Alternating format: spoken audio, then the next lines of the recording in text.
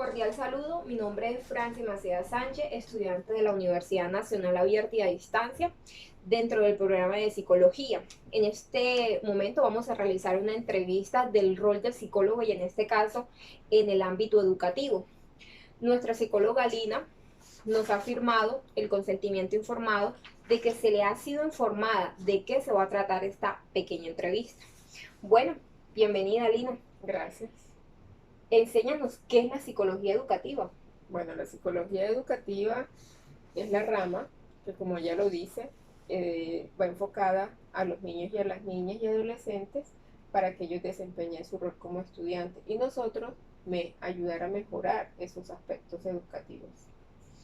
Desde tu formación o experiencia, ¿cuál es el rol de psicólogo en este contexto? Bueno, el rol que desempeñamos es muy importante ya que hacemos parte de la formación. Cuando hablamos de niños y niñas, tenemos que mirar que sus entornos sean los apropiados, sean los más adecuados para que ellos vayan y adquieran ciertos conocimientos. Recordemos que no es solamente el conocimiento como tal, sino también la formación. La formación habla mucho, ¿ya?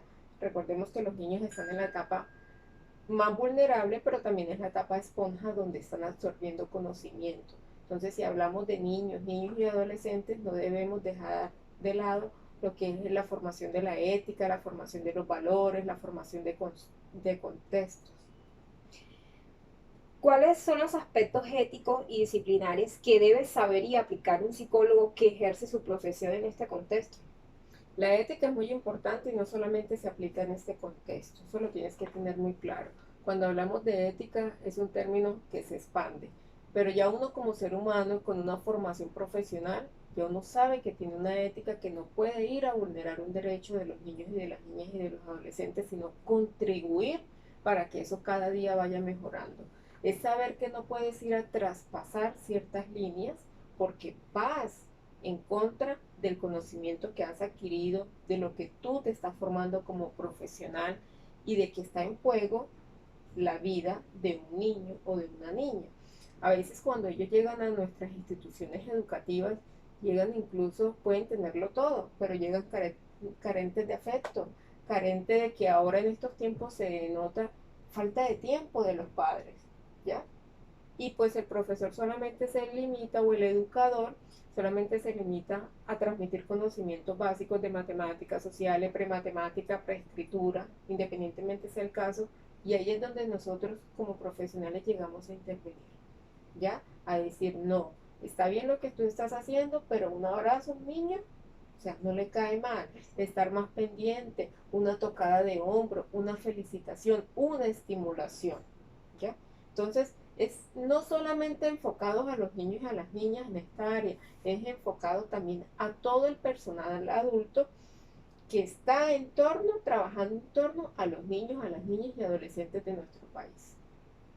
¿Desde qué enfoque psicológico desempeña su rol en este contexto? Mi enfoque, yo siempre he sido muy humanista. Y ese es el enfoque que desde que salí de la universidad ya hace 12 años, yo siempre me he ido. Y he trabajado en enfoques educativos y sociales. Pero nunca podemos dejar de lado el ser humano. ¿Ya? Es que independiente tengas una profesión o un título en psicología, no puedes dejar ser humano. Yo creo que siempre tenemos que darnos cuenta y aprender a que nos duela el dolor ajeno, ¿ya? Entonces, cuando nosotros nos mueve ese dolor ajeno, nos lleva a qué? A contribuir, nos lleva a enseñar, nos lleva a proteger, nos lleva a hacer algo por esa, independientemente sea un niño o una persona, ya que en ese momento nos esté necesitando. Y si tú le agregas ya una profesión, si tú le agregas una formación, va a ser un complemento, porque es el hecho de servir, es el hecho de trabajar en torno, como a mí me apasionan los niños y las niñas, ¿ya? De que no se les esté vulnerando sus derechos. Mira, en estos tiempos nos encontramos con tasas muy altas de violaciones sexuales en los niños y en las niñas. Y a veces los papitos y las mamitas no saben que el hecho de que toquen a su hijo o que invadan su privacidad, ya ahí está vulnerando el derecho y ya se está siendo tocado o violado, ¿ya? A veces hablamos de que la violación solamente es penetración y no, entonces es ir ir jugando con el contexto que te rodea, pero ir educando, ir agregando, ir participando, ir creando ese tipo de formación, ¿ya? Y en los niños igual, es mirar que sus derechos no sean vulnerables, mirar de qué están carentes esos niños, ¿ya? Entonces, y esto lo tienes que tener muy claro, Francis, que esto independientemente del estrato social, ¿ya? No es que porque sea un colegio privado, no es que porque sea un centro de desarrollo infantil, no es porque sea un colegio público, no.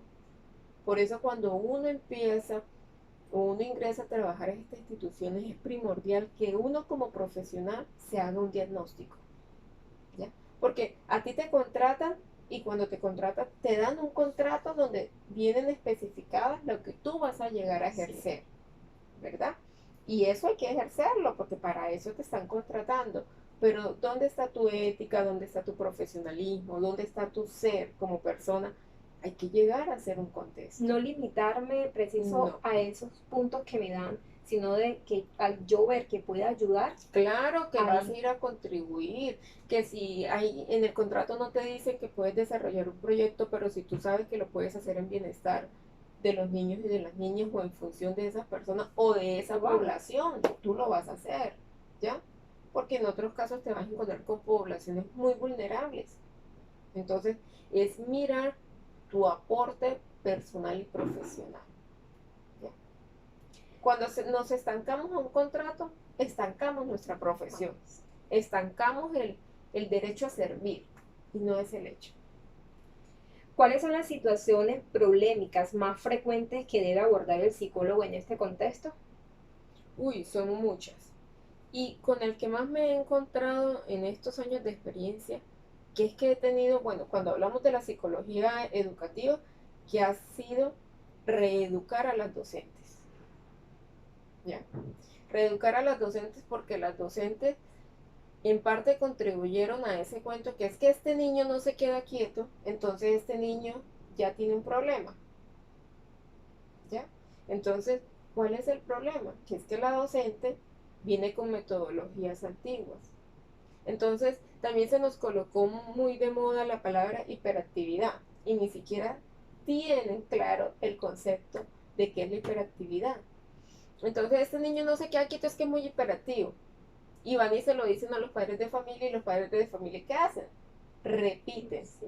repiten palabras y no está bien encasillar a un niño, no está bien, porque pueda que el niño esté totalmente bien, que sea un niño vivo, ya que es un niño alegre, que es un niño que se mueve, que es un niño que le encanta explorar, que es un niño que está en la etapa de descubrir cosas. De su Entonces, desarrollo. en las etapas, claro, porque hay que tener en cuenta las etapas de los desarrollos de los niños y de las niñas. Entonces, una, con la problemática que yo puedo denominar número uno ha sido eso.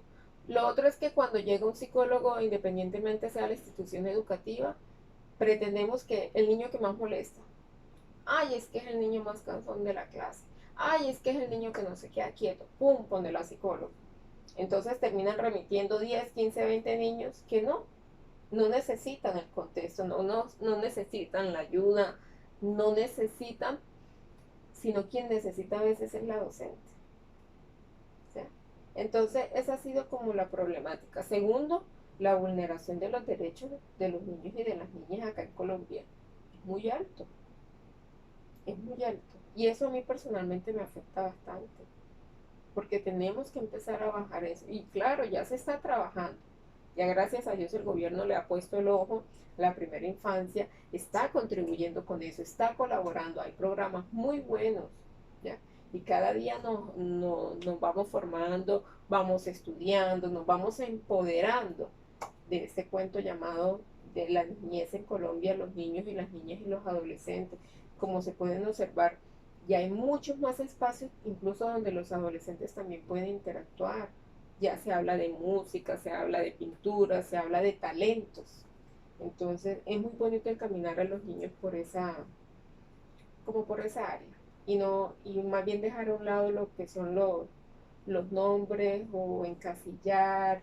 o cosas así que personalmente no me gustan. Como esos maestros que llegan y es a dictar la clase y ya a regirse, a que no pueden moverse, a que no pueden hablar. Y no ven eso de que dentro de ese desarrollo uno va desarrollando las habilidades, de que uno habla, de que uno va conociendo sus entornos, sus momentos, de participar, de Claro. hablar.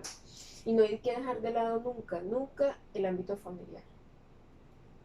Porque el ámbito familiar habla por sí solo. Si tú coges a un niño de 2 3 años, puede que tenga una conducta agresiva, pero él nunca va a llegar a decirte, no, mira, lo que pasa es que tengo problemas en mi casa, porque él no sabe la manera de expresarlo. Él apenas está aprendiendo el control de sus emociones. Pero si tú como psicóloga te percatas del comportamiento de ese niño, sabes que te quiere decir algo, sabes que está transmitiendo algo. Entonces, y yo siempre digo, uno es el reflejo de las personas que a uno lo creen. ¿Ya? ¿Tú a quién te pareces? Mis papás. A tus padres, a los que te criaron, a los que acompañaron cada uno de tus momentos emotivos, felices, tristes. Uno es el reflejo de esa persona. Si a ti te crió una mala persona, puede que tú sigas ese mismo camino, aunque cuando conoces la verdad, tienes dos opciones, continuar ese camino o cambiarlo. ¿Ya? Pero cuando hablamos de niños y niñas, no, porque apenas están en ese proceso formativo. Entonces, eso hay que tenerlo muy en cuenta, el ámbito familiar. Otro de mis dichos muy, muy populares y que lo tengo muy apropiado es, ¿la familia te instruye o la familia te destruye? Partamos de ahí. Si tienes una buena familia que te lleve por el camino apropiado, te va a instruir. La que a veces también dice no, la que te pone limitantes, la que te corrige, la que te dice no señora, si no se hace, ven, cojamos, hay otras opciones. O simplemente la familia te destruye. Y no es ajeno a nuestra realidad. ¿Cuántos niños nos vemos en la calle sin acompañamiento de padres ni o algún adulto? ¿Cuántos niños entrando en las drogas? ¿Ya? ¿Cuántos niños, no sé, perdiéndose? Porque hace falta el acompañamiento familiar. Y es donde también debe entrar el psicólogo educativo. Claro, ahí es donde nosotros somos parte fundamental de ese proceso. Porque como padres no la sabemos todas y a veces nuestra función también es decirle al padre, usted se equivoca y hay que hacerlo y hay que reconocerlo delante de su hijo. No, ¿cómo se le ocurre que yo le voy a pedir perdón a mi hijo? Claro que hay que hacerlo, porque ¿qué le estás enseñando? De que nos equivocamos, pero así como nos equivocamos, nos caemos, nos volvemos a levantar y así como hacemos daño, tenemos dos opciones. Ignorarlo y seguir como si nada o tratar de, de mejorar, de pedir perdón, de saber que nos equivocamos, de reevaluar ese proceso, ese mal proceso que tuvimos. ¿Qué habilidades requiere el psicólogo educativo? Habilidades muchas, que yo te diga una habilidad como tal, no, porque es que no todas las habilidades se utilizan en un solo caso específico.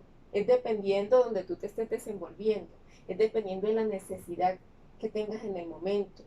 A veces nosotros como psicólogos incluso nos ha tocado que empezar a trabajar porque acá la psicología en Colombia está muy devaluada. ¿Ya? Entonces, a veces hasta el hecho que te lleguen a reconocer como psicólogo, no porque seas un héroe, ¿ya? Pero el hecho de que reconozcan tu trabajo, de que reconozcan que tú eres una ayuda idónea en ciertos procesos de ciertas personas, ¿ya? Anteriormente, bueno, yo que ya tengo mis añitos de tener la experiencia, cuando yo salí, era muy común que, tú que eres psicóloga, ay, me está leyendo la mente. Ah, o venga, ayúdeme con este problema. Nosotros no resolvemos problemas. Nosotros somos ayudas, nosotros damos alternativas, vemos opciones y perspectivas desde el punto de vista diferente a la persona que está pasando cierta situación. Son las personas que orientamos, somos las personas que damos herramientas, ¿ya? Pero no te solucionamos el problema, porque tú puedes ir a terapia y como te doy opciones, como te doy herramientas, como te doy todo lo que dijimos anteriormente, ¿quién decide? El psicólogo nunca te va a decir, haz esto y métete por acá. No, te da las opciones. ¿Quién decide? El paciente. Entonces, lo mismo es con los niños. Es guiar ese proceso, es involucrar a padres de familia, es involucrar a entes educativos, es involucrar al que se tenga que involucrar en el momento según la necesidad.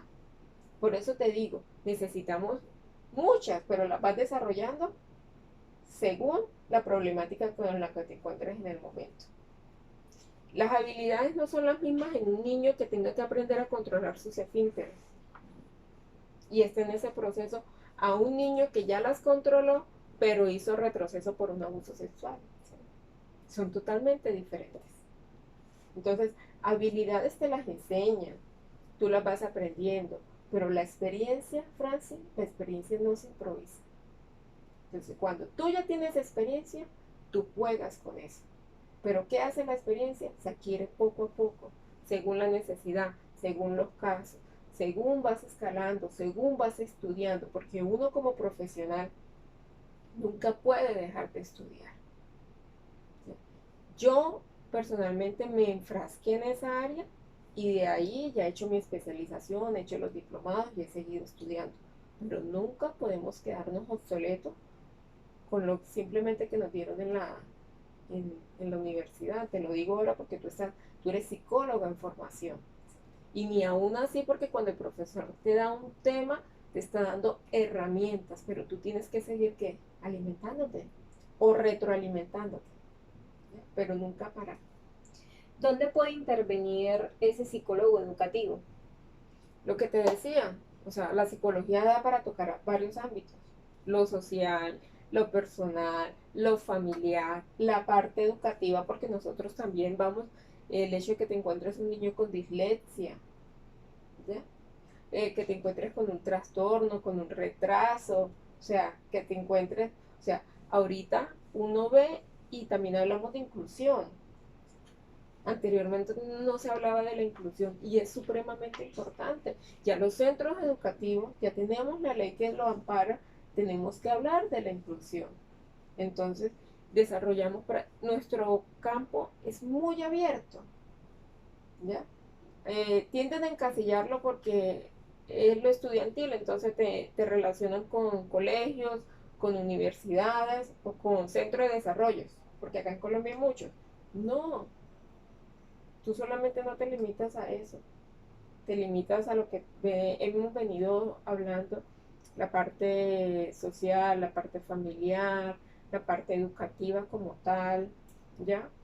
Entonces, pero no podemos dejar de lado porque ya cuando hablamos de inclusión hablamos de todo tipo de población que tiene y si tú puedes contribuir a mejorar su estilo, su calidad de vida, su proceso educativo, pues mucho mejor. ¿Cuál sería tu opinión del campo psicólogo, bueno, en la parte educativa en la que trabajas? ¿Cuál sería tu opinión? No, pues imagínate, me preguntas a mí que me encanta.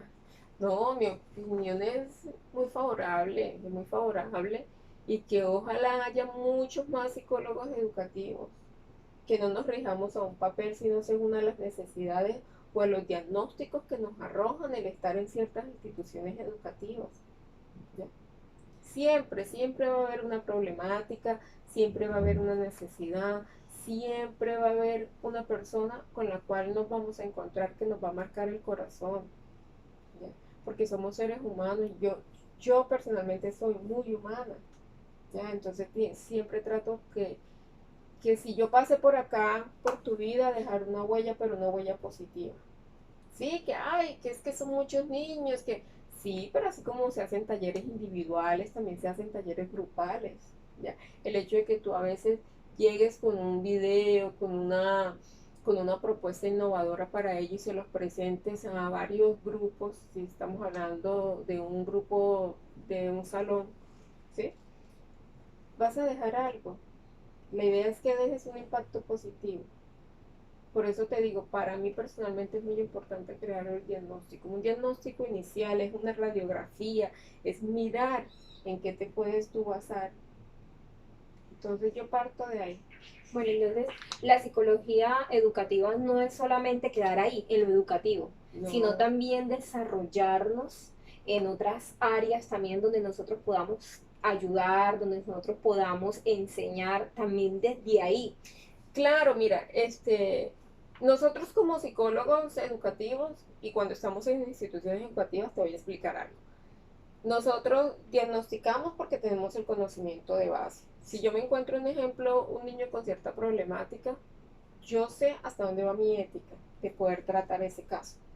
Pero también están las rutas de atenciones que tú tienes que aprender a manejar. Entonces, ¿cuál es la ruta de atención más inmediata para cierto caso? Entonces, es llevarla a cabo, es desarrollarla y es acompañar ese proceso, porque nunca podemos soltar, o sea, nunca soltamos. El hecho de que se remite es hacerle un seguimiento.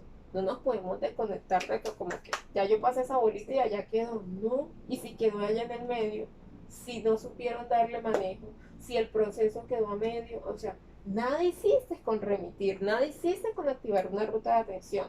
Entonces, cuando activamos una ruta de atención, es seguir el proceso y el acompañamiento. Y ahí es donde viene tu satisfacción personal y profesional, de que sí hiciste algo, de que lo terminé. de que lo terminaste, de que contribuiste a mejorar ese aspecto que en ese momento se estaba requiriendo, bien sea para una persona, niño, niña, ¿sí me hago entender? Entonces, es nunca soltar el paciente. Entonces, lo que yo te decía, según la necesidad, activamos la ruta de atención, ¿verdad? Pero si yo sé que ese chico, esa chica, ese adulto va hacia una especialidad clínica, yo activo la ruta de atención y lo remito, ¿verdad? Porque yo sé que yo no soy clínica, Sí. porque yo sé que tengo un código ético que cumplir y no me las puedo dar de la sabionda ni de la que más conozco. No, yo reconozco y personalmente a mí lo clínico no es mi fuerte. Entonces yo tengo que saber en qué punto suelto ese caso y lo dejo ir, supervisando de que se lleve a cabo, pero lo dejo. ¿Ya? Entonces, siempre va a estar presente lo que hablábamos al principio, la ética. La ética siempre te tiene que acompañar, nunca se tiene que dejar de lado. Bueno, Lina, ante todo, gracias por este tiempo que nos has brindado y por la información que nos has dado,